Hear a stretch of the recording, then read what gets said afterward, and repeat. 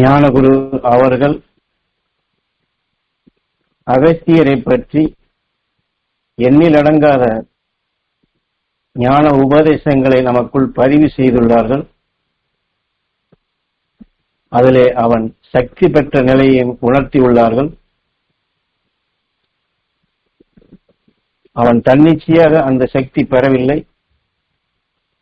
அவனுடைய சந்தர்ப்பம்தான் அதை அவனுக்கு பெரும்படி செய்தது. தாய் தந்தையர்கள் கொடூரமான மிருகங்களிடமிருந்தும் விஷ ஜந்துகளிடமிருந்தும் இயற்கையினுடைய சீற்றங்களில் இருந்தும் தங்களை தற்காத்துக் கொள்வதற்காக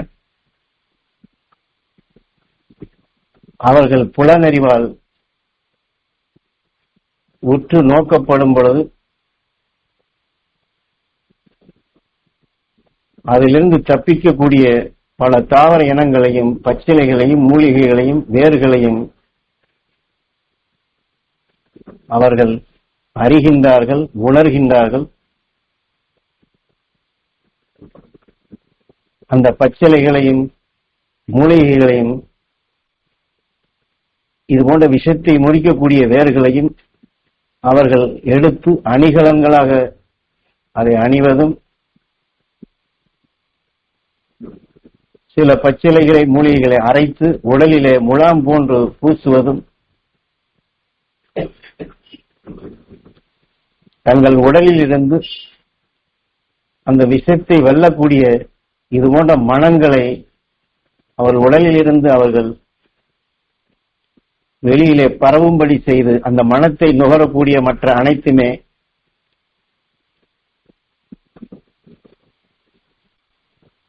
இதை நுகரும் பொழுது அவைகளுக்கு அது மயக்கம் போன்று ஏற்பட்டு இவர்களை தாக்காது விலகி சென்று விடுகின்றது. இரவிலே தூங்கும் பொழுதும் இதை போன்றுதான் அவர்கள் படுத்துறங்கும் இடங்களிலே இந்த பச்சிலைகளையும் மூலிகைகளையும் அவர்கள் போட்டு அவர்கள் பாதுகாப்பாக உறங்கினார்கள். சந்தர்ப்பத்தில் கருவுறும் பொழுதுதான் இவர்கள் புலனெறிவால் நுகர்ந்த அந்த விஷயத்திலிருந்து தங்களை தற்காத்துக் கொள்ளக்கூடிய அவர்கள் எடுத்துக்கொண்ட அந்த மூலிகை மனங்கள், பச்சிலை வாசனைகள், அந்த வேர்களுடைய மனங்கள் கருவிலே உருப்பெறும் அந்த சிசுவிற்கு அது இணை சேர்கின்றது.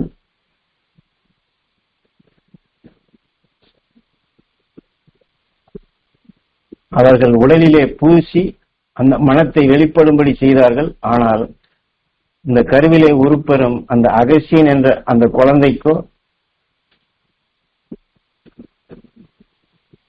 தாய் தன் உடலிலே பூசிய அந்த மனம், தாயும் அதை சுவாசித்த அந்த நஞ்சை வெல்லக்கூடிய அந்த தாவர இனங்களுடைய மனங்கள் இரத்தங்களிலே கலந்து இரத்தத்தின் வழி அந்த சிசு வளரக்கூடிய அந்த உடல்களிலும் இதுவே அதற்கு பூர்வ புண்ணியமாக இந்த இரத்தமே அணுக்களாக உருப்பெற்று அங்கே உடலாக உருப்பெறுகின்றது. இப்படி 10 மாதமும் அவர்கள் எதையெல்லாம் தங்களுக்குள் ஆற்றல் மிக்கதாக புலனறிவு கொண்டு எடுத்து வளர்த்தார்களோ அது முழுமையாக அந்த சிசுவிலே விளைந்து அவன் பிறந்த பின் படிப்படியாக ஒவ்வொரு வயதிலும் இந்த வளர்ச்சி வர வர இவருடைய உடலில் இருந்து வெளிப்படக்கூடிய மனம் மற்ற எதுவுமே விஷமான ஜந்துகளோ கொடூர மிருகங்களோ இயற்கையுடைய சீற்றங்களோ தாக்காதபடி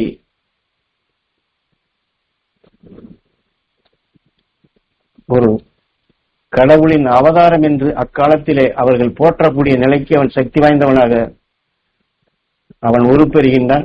தரையிலே மல்லாந்து படைத்திருக்கும் பொழுது அவர்கள் தாய் தந்தையர் கண்டதை காட்டிலும் சூரியனையும் மற்ற நட்சத்திரங்களையும் கோள்களையும் இந்த பிரபஞ்சத்தையும் அவன் அறிகின்றான், நுகர்கின்றான். தன்னிச்சையாக அவனுக்குள் அந்த அணுக்கள் விளைந்தது அவனை அந்த நிலைகளுக்கு கொண்டு செல்கின்றது, காணும்படி செய்கின்றது, நுகரும்படி செய்கின்றது, உணரும்படி செய்கின்றது. அதை அவனுடைய வளர்ச்சியிலே 5வது வயது வரும்பொழுது இதையெல்லாம் தாய் தந்தையரிடம் எடுத்து சொல்லுகின்றான், தன்னை அணுகியுள்ளவரிடம் சொல்லுகின்றான்.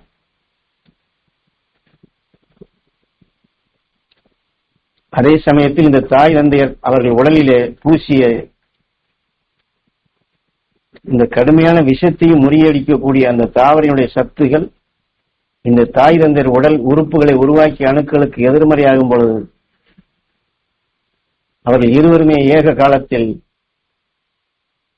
உடலை விட்டு பிரியும் நேரம் அந்த சந்தர்ப்பம் உருவாகின்றது.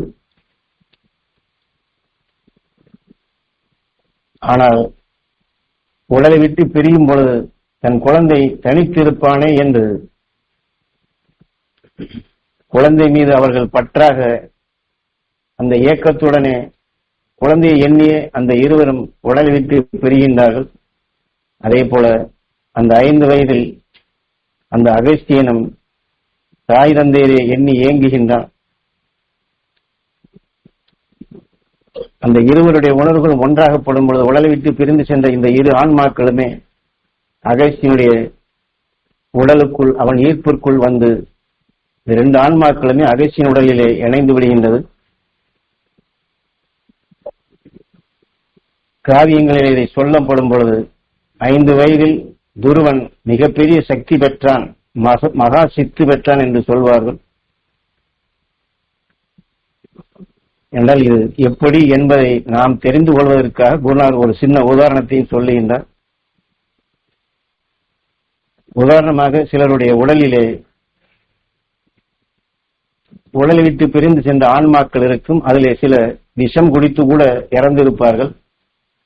அத்தகைய ஆன்மாக்கள் உடலிலே இருந்தால் அவருடைய சுவாசத்திலே கடுமையான நெடி கலந்த மிளகாயோ அல்லது விஷமான உணர்வுகளையே கூட சுவாசிக்கும்படி செய்தால் அவர்களுக்கு அது ஒன்றும் பாதிக்காது. அது சிறிதளவு கூட அந்த தும்மல் கூட அதற்கு வராது. காரணம், அந்த நஞ்சின் உணர்வையே அது உடலை விட்டு பிரிந்த அந்த சந்தர்ப்பம் நுகர்ந்து அந்த உயிரான்மாவிலே அது சேர்ந்த பின், இந்த உடலில் புகுந்த பின் இவ்வாறு கடுமையான நெடிகள் கலந்த நஞ்சு கலந்ததாக வந்தாலும் அதை பாதிக்காத அளவுக்கு அந்த ஆற்றல் பெறுகின்ற. இதை போன்றுதான் அகஸ்தியனுடைய தாய் தந்தையரும் அவர்கள் எந்த விஷ ஜந்துகளிடமிருந்தும் கொடூர மிருகங்களிடமிருந்தும் இயற்கையுடைய சீற்றங்களிலிருந்து தங்களை தற்காத்துக் கொள்ள வேண்டும் என்று எடுத்து நுகர்ந்து பூசி தங்கள் உடலிலே அது மூலமாக பூசியது அவர் உடலிலே அணுக்களுக்குள் இணைந்து அந்த நஞ்சு கலந்த உணர்வு அந்த உயிரான்மாவிலே அதுவே அவர் உடலை விட்டு பிரியும் நிலையாக அமைந்ததோ, அந்த நஞ்சை வெல்லக்கூடிய உணர்வு, அந்த நஞ்சை அந்த உயிரான்மாவிலே சேர்ந்த நிலைகள் அகஸ்தியனுடைய ஈர்ப்புக்குள் அது சேர்ந்த பின் அந்த 5 வயதிலே அவன் இந்த பிரபஞ்சத்தில், குறிப்பாக நம் பூமி துருவத்தின் வழி விண்ணுலக ஆற்றலை கவரக்கூடிய அந்த பாதையை அவன் இந்த பூமியிலிருந்து, அதாவது அவன் தரையிலிருந்தே அதை உற்று நோக்குகின்றான், துருவத்தின் ஆற்றலை அறிகின்றான், விண்ணுலகத்திலிருந்து எவ்வாறு அந்த சக்திகள் வருகிறது என்பதையும் நுகர்கின்றான், தனக்குள் சேமிக்கின்றான். அவனை அது எதுவுமே பாதிக்கவில்லை.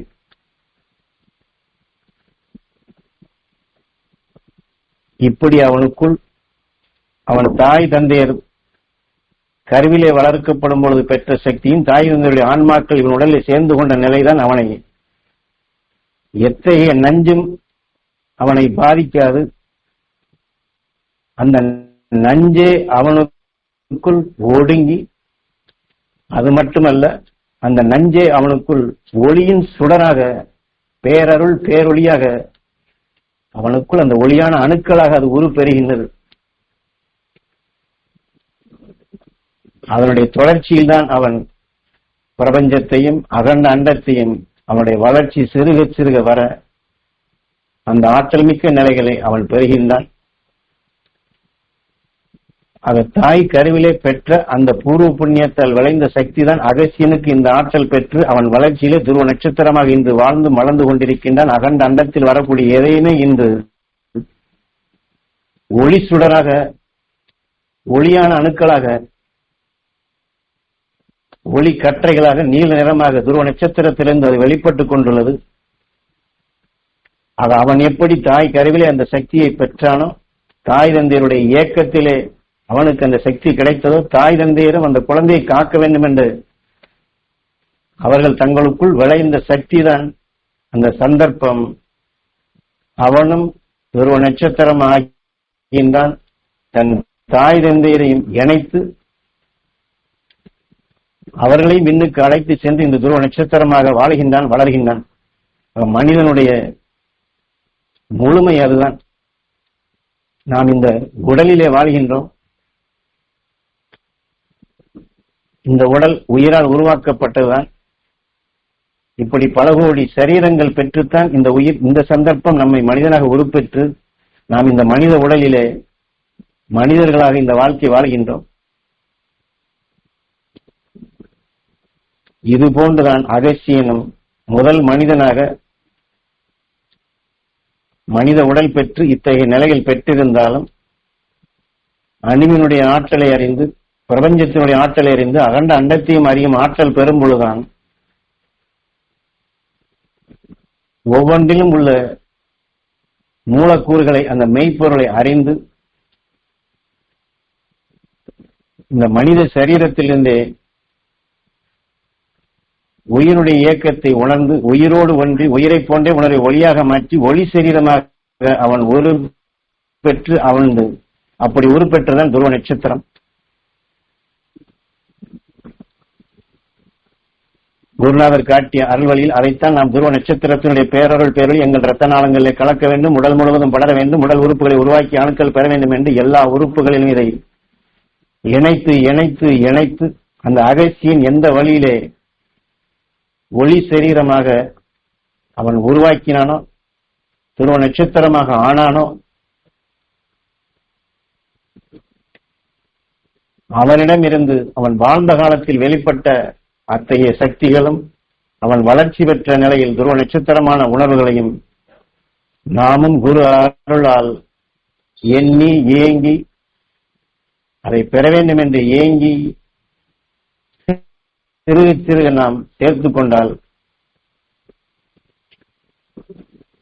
மனிதனுக்கு அடுத்த நிலையை அகஸ்தியன் எவ்வாறு அடைந்தானோ அந்த எல்லையை நாம் அடைய முடியும். மனிதர்களாக நாம் வாழக்கூடிய அனைவரும் அடைய வேண்டிய நிலை அதுதான். ஆகவே இந்த நாம் தியானத்தை மேற்கொள்கின்றோம், தியானம் செய்கின்றோம், துருவ நட்சத்திரத்தை எண்ணுகிறோம் என்றால் அந்த ஒளி சரீரமாக நாம் ஆவதற்குத்தான் இதை செய்கின்றோம். அதில் குறிப்பாக அவர் திரும்ப திரும்ப குருநாதர் சொல்வது, தாய் கருவிலை பெற்ற அந்த சக்தி தான் அவனுக்கு அது கிடைத்தது. அது நாமும் இதுபோன்று அகஸ்தியனை பற்றியும் துருவ நட்சத்திரத்தை பற்றியும் நம் தாய் கருவிலே சந்தர்ப்பத்தால் எடுத்த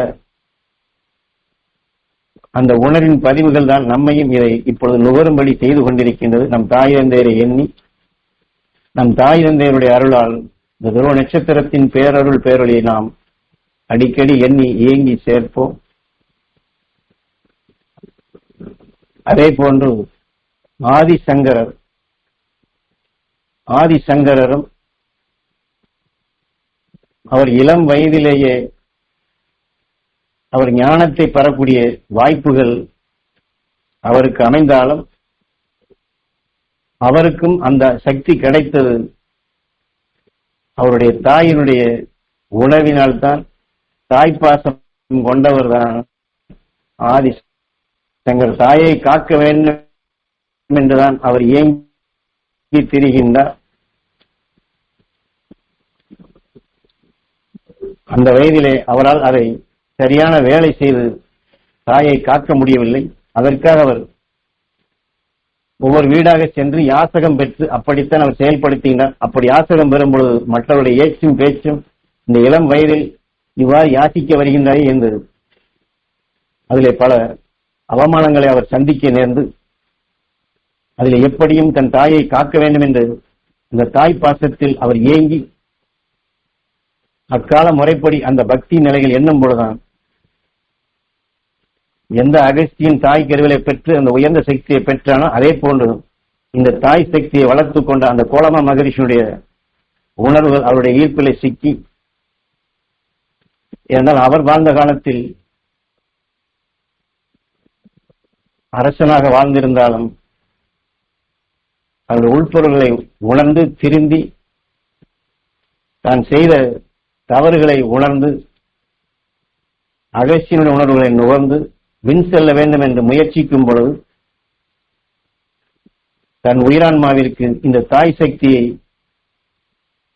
மையமாக வைத்துத்தான் தன் உடல் உறுப்புகளை உருவாக்கிய அணுக்களுக்கு அந்த அகஸ்தியனுடைய உணர்வுகளை அவர் உணவாக கொடுத்து சிறுக சிறுக வளர்ந்தாலும் அந்த சரீரத்தில் அவரால் அதை முழுமை பெற முடியவில்லை. உடலை விட்டு பிரிந்த நிலையில் தன் உயிரான்மாவை ஒளி சரீரமாக ஆக்க அதற்குண்டான உடல்களாக அவர் தேடிக்கொண்டிருக்கும் நிலையில்தான் இந்த காலடியிலே பிறந்து வளர்ந்த ஆதிசங்கருடைய தன் தாயை காக்க வேண்டும் என்று பல அவமானங்களுக்கு மத்தியிலே எப்படியாவது காக்க வேண்டும் என்று தாய் அந்த பாச உணர்வு கொண்டு ஏங்கிய உணர்வுக்குள் இந்த ஆன்மா இணை சேர்ந்து ஒன்றும் அறியாத எதை பற்றியுமே அந்த அளவுக்கு அறிந்து செயல்படக்கூடிய ஞானம் இல்லாத அவருடைய உடலிலே கோலமா மகரிஷியுடைய ஆன்மா புகுந்த பின்புதான் அந்த கோலமா மகரிஷி அறிந்த உணர்மைகள் அனைத்தும் இவரும் அறிய நேருகின்றது. அதன் பின் இவர் எங்கே யாசகத்துக்கு சென்றாலும் யாசகம் வாங்கிய பின் வாக்குகளை கொடுக்கின்றார். அந்த வாக்கு அங்கே ஒவ்வொருவருக்கும் அருள் வாக்காக அமைகின்றது. அதன் பின் அவர் சிறுக சிறுக வளர்ச்சி அடையும் பொழுதுதான் அவர் ஒரு பெரிய மகான் என்ற நிலைகள் வளர்கின்றது. அது இதில் ஏன் திரும்ப திரும்ப இதை சொல்லுகிறோம் என்றால், இது எல்லாமே தாய்ப்பாசம் கொண்ட நிலையில் தான் இவர்கள் அனைவருமே இந்த உயர்ந்த சக்தியை பெற்றார்கள். எந்த ரிஷி எந்த ஞானி இந்த விண்ணுலகிலே சப்த ரிஷி மண்டலங்களாக இன்றும் வாழ்ந்து கொண்டிருப்பவர்கள் அனைவருமே இந்த தாய் சக்தியை நுகர்ந்துதான் அந்த தாய்ப்பாச உணர்வு கொண்டுதான் அவர்கள் அனைவருமே தன் உயிரான்மாவை ஒளி சுடராக ஒளி சரீரமாக மாற்றி இந்த விண்ணுலகிலே வாழ்கின்றார்கள். ஆகவே நாமும் நம்முடைய தாயை, நம் தந்தையை, தாய் தந்தையருடைய அருள் துணை கொண்டு ஒரு நட்சத்திரத்தின் உணர்வுகளையும் எல்லா மகிழ்ச்சியுடைய உணர்வுகளையும் நாம் ஒவ்வொரு சந்தர்ப்பத்திலும் நாம் சேர்ப்பிப்போம். அந்த பாச உணர்வு கொண்டு நம் உடல் உறுப்புகளை உருவாக்கிய எல்லா அணுக்களுக்கும் அதை பெறச் செய்வோம். இந்த ஆதிசங்கரரை பற்றி சொல்லும் பொழுது குருநாதர் இன்னொரு பதிவை நமக்கு கொடுக்கின்றார்கள். ஏனால் இந்த ஆதிசங்கரருக்கு பின் விண் செல்லக்கூடிய நிலைகள் முழுமையாகவே அடைபடுகின்றது. இருந்தாலும் அவர் வாழ்ந்த காலத்திலே கால்நடையாகவே இந்தியா முழுவதும் சுழன்று அவர் கண்டுணர்ந்த மெய் உணர்வுகளை வெளிப்படுத்தி அதை ஸ்தாபித்து சென்றவர். கோலமா மகரிஷியுடைய உணர்வுகளும் ஆதிசங்கருடைய உணர்வுகளும் அந்த சக்திகளை நாம் அவர்களை எண்ணி அந்த சக்தி பெற வேண்டும் என்று எண்ணி நாம் ஏங்கினால் நம் உடல் உறுப்புகளை உருவாக்கிய அணுக்களுக்கு அந்த கோலமா மகரிஷியுடைய அருள் சக்தியும் ஆதிசங்கருடைய அருள் சக்தியும் பெற வேண்டும் என்று நமக்குள் இணை சேர்க்கப்படும் பொழுது இந்த வாழ்க்கையில் நம்மை அறியாது சேர்ந்த தீய வினைகள், சாப வினைகள், பாவ வினைகள், பூர்வ ஜென்ம வினைகள், அந்த வினைகளால் விளைந்த சகல தோஷங்களும் நம்மை அறியாத ஆட்டி படைக்கக்கூடிய நோய்களும், அதே போன்று நம்மை அறியாத நம் உடலில் புகுந்த ஆன்மாக்களாக இருந்தாலும் இது அனைத்தையுமே அதனுடைய செயலாக்கங்களை நாம் தடுத்து நிறுத்த முடியும்.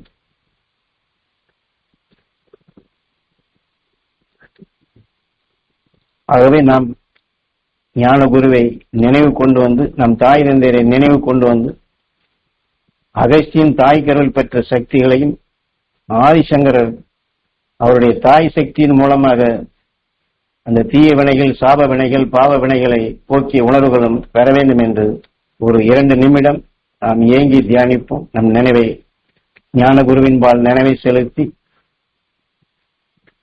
அகஸ்தியர்பால் நினைவை செலுத்தி, கோலமா மகரிஷியின்பால் நினைவை செலுத்தி, ஆதிசங்கரின்பால் நினைவை செலுத்தி, அகஸ்தியமா மகரிஷிகளின் அருள்சக்தியும் கோலமா மகரிஷியினுடைய அருள்சக்தியும் ஆதிசங்கருடைய அருள்சக்தியும் அந்த 3 ரிஷிகளுமே அந்த தாய்ப்பாசம் கொண்டு தாய் உணர்வை அவர்கள் துணை கொண்டு அந்த தாய் பாசத்தால் எவ்வாறு அவர்கள் அந்த விண்ணுலக ஆற்றலை பெற்றார்களோ, நஞ்சினை வென்றிடும் ஆற்றலை அவர்கள் பெற்றார்களோ, அந்த நஞ்சையே ஒளி சுடராக மாற்றி இன்று துருவ நட்சத்திரமாகவும் சப்தரிஷி மண்டலங்களாகவும் வளர்ந்து கொண்டுள்ளார்களோ, அந்த ஆற்றல் மிக்க சக்தி இங்கே தியானத்தில் அமர்ந்திருக்கும் அனைவரது இரத்த நாளங்களிலும் கலந்து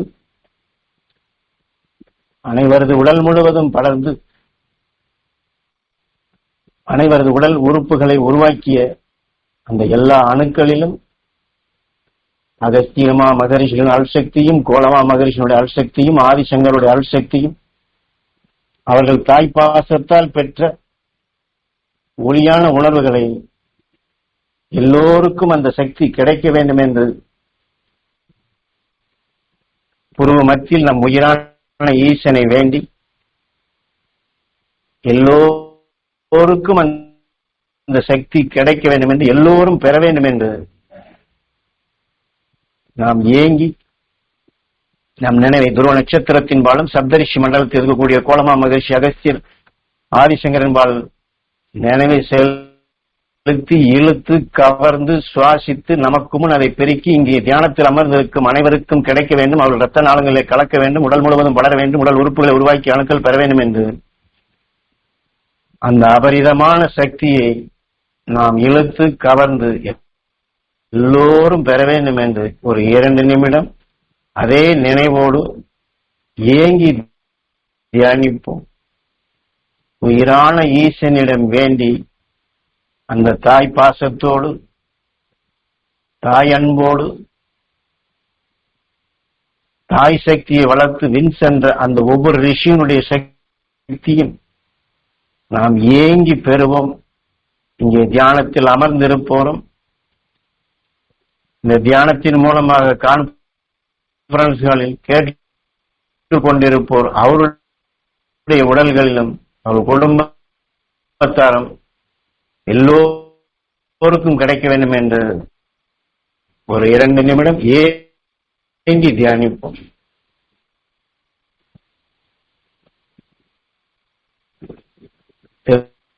திரும்ப திரும்ப நம் உயிரையும் ஞான குருவையும் அகஸ்தியரையும் கோலமா மகரிஷியும் ஆதிசங்கரையும் துருவ நட்சத்திரத்தையும் சப்தரிஷி மண்டலங்களையும் அவர்கள் சக்தி பெற்ற முறைகளையும் தாய் உணர்வையும் நம் தாய் நன்றியை எண்ணி அந்த அபரிதமான சக்திகளை நாம் கவர்வோம், நுகர்வோம், சுவாசிப்போம். நம் உடல் உறுப்புகளை உருவாக்கி அணுக்களுக்கு அதை பெற செய்வோம். தியானத்தில் அமர்ந்திருக்கும் இதை கேட்டுக்கொண்டிருப்போர் அனைவருக்கும் அந்த சக்தி கிடைக்க வேண்டும் என்று ஏங்கி தியானிப்போம்.